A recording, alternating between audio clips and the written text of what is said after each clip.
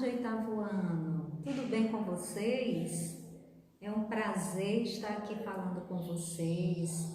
Eu sei que é estranho a tia Cris estar aqui, mas é assim uma maneira de eu poder participar um pouquinho com vocês, tá? Mas eu garanto, tá? Foi excepcional.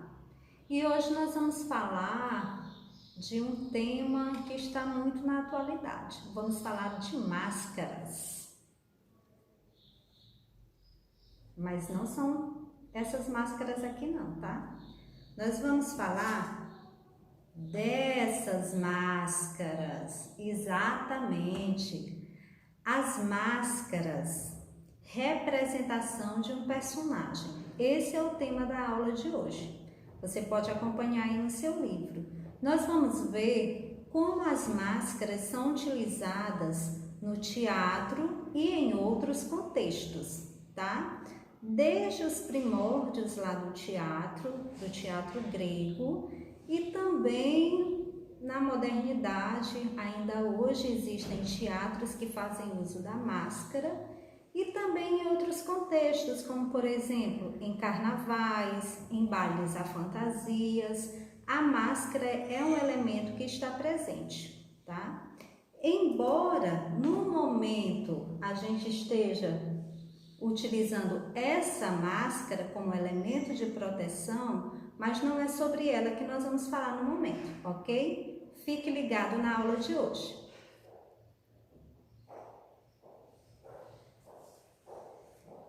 Isso. Aí agora... Para iniciar os nossos estudos, vamos falar assim de maneira rápida a respeito das artes visuais contemporâneas. Elas são um conjunto de manifestações artísticas que estão intimamente relacionadas ao conceito de visualizar, de ver, isto é, tudo aquilo que envolve a nossa visão. Nesse contexto, estão inseridos, por exemplo, o desenho, a pintura, a colagem, que é uma técnica de sobrepor imagem em cima de imagem, os quadrinhos, isto é, os gibis, as charges, as dobraduras, por mais simples que pareça, é uma manifestação artística. As esculturas, das mais antigas às mais modernas, as fotografias, tá? Nós estamos falando aqui de fotografias profissionais, os vídeos, desde os vídeos produzidos inicialmente de maneira caseira, depois que vão se profissionalizando, até os vídeos das grandes empresas, tá? E as performances.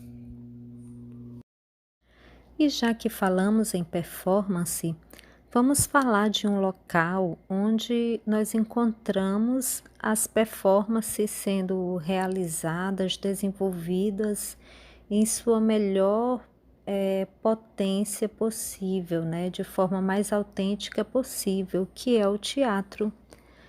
O teatro é um local propício para isso. No teatro, nós sabemos que nós precisamos de toda uma estrutura. Envolve cenário, envolve sonorização, envolve luz, né?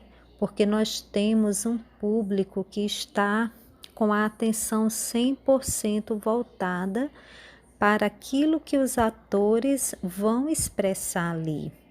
Então, os atores eles precisam dessa conexão com o público, e essa conexão é feita através daquilo que eles vão apresentar, através da fala, através da sua expressão corporal, através da música do que acontece durante a apresentação, das luzes, do jogo de luz, do cenário. Então, é todo um conjunto de coisas necessárias para que os atores possam realmente conseguir atingir o coração do público, para que eles possam realmente se sentir que realizaram com êxito o seu trabalho. E nós vamos falar do teatro lá na antiguidade. Como que surgiu, né, o teatro grego, onde ele nasceu? No início, o teatro grego os atores se utilizavam de máscaras. As máscaras gregas, elas são os símbolos máximos do teatro, tá? Toda vez que nós nos referirmos ao teatro grego, à Grécia Antiga, nós vamos encontrar como referência as máscaras. Não eram máscaras bonitas, viu, gente? Não eram essas máscaras elaboradas. Na verdade, eram feias e desconfortáveis, porque eram bem pesadinhas, tá? Elas tiveram origem, na verdade, nas festas dionisíacas, que eram festas feitas em homenagem ao deus Dionísio. Somente depois essas máscaras elas foram incorporadas ao teatro. E naquela época havia duas modalidades do teatro: a tragédia, onde se exibiam peças teatrais de teor triste, onde sempre algo trágico acontecia, um personagem da trama sempre tinha que sofrer as consequências de seus atos, sempre terminava com uma morte, por exemplo. E a comédia, que a comédia já era algo mais animado, digamos assim. De início, originalmente, a comédia visava ironizar, criticar alguma situação da sociedade da época. A tragédia era realizada em um local fechado e a comédia geralmente ela acontecia pelas praças públicas, não é? Eram em ambientes diferentes, mas em todos o que havia em comum era o uso das máscaras. Vocês podem até perguntar, tia, por que eles usavam máscaras? Primeiro, porque eles não tinham muitos recursos, não é? Para produzir um cenário naquela época. Outro motivo é porque esse papel de ator era designado apenas aos homens, né? As mulheres não era dado apenas o papel de cuidar dos filhos, cuidar da casa. Então as mulheres não podiam ser atrizes naquela época.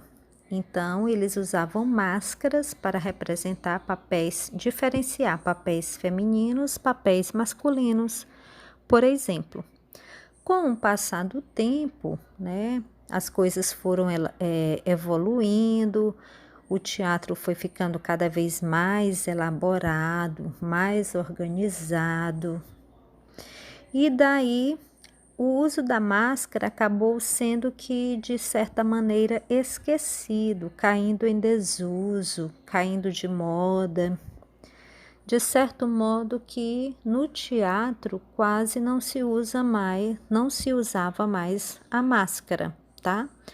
A não ser em uma peça de teatro ou outra onde um personagem precisasse de uma máscara, tá? A gente pode até lembrar de algumas peças de teatros, filmes adaptados, em que um personagem ou outro precisou se utilizar da máscara, tá? Mas ela foi caindo em desuso. No entanto, nós temos um grupo chamado Moitará. O livro de vocês fala sobre esse grupo de teatro. Esse grupo de teatro, ele foi fundado em 1980, tá? E é um grupo que resgatou o uso da máscara. Todas as peças de teatro organizadas e apresentadas por este grupo, eles utilizam a máscara como elemento central em suas peças. Todos os atores utilizam a máscara, tá? Você pode depois pesquisar na internet. Eles têm uma página no Facebook, Moitará, E você pode pesquisar e acompanhar o trabalho deles, que é bastante interessante. Além do teatro, nós também podemos encontrar o uso da máscara em outros contextos. Por exemplo, na cidade de Veneza, tem um determinado período do ano em que eles usam e abusam do uso da máscara, que é no carnaval. O carnaval veneziano é muito diferente do nosso, tá? Eles mantêm uma tradição antiga que vem desde o século XVI, tá? E como que é essa tradição? Os nobres, o carnaval sempre aconteceu nas ruas de Veneza, mas a nobreza não podia participar, né? Queria participar do carnaval, tá no meio do povo, naquela folia e tudo, mas tinha medo de ser reconhecido, de acontecer alguma coisa com eles. Então, um certo dia eles decidiram que iriam participar, mas de máscaras. E aí ninguém os reconheceu, tá? Então, nesse carnaval de Veneza, ninguém sabe quem é ninguém, porque todos ainda se vestem com as roupas do século XVI, as mulheres com aqueles vestidos pomposos, tá? Com as máscaras, os homens com aquelas roupas engraçadas, com aquelas perucas, usando máscaras também. Então é algo bem diferente do que acontece no Carnaval do Brasil, por exemplo, tá? Então é algo típico lá daquela região, é típico deles mesmo. Nessas comemorações acontecem danças, músicas, jogos pirotécnicos, há barcos alegóricos nas águas do canal principal das ruas de Veneza, da cidade de Veneza, e esses barcos, eles são seguidos por outros barcos, é como se fosse um desfile de barcos alegóricos, tá? E lá você encontra uma diversidade enorme de comidas, de bebidas, e o povo todo participa e você não sabe dizer quem é quem ali.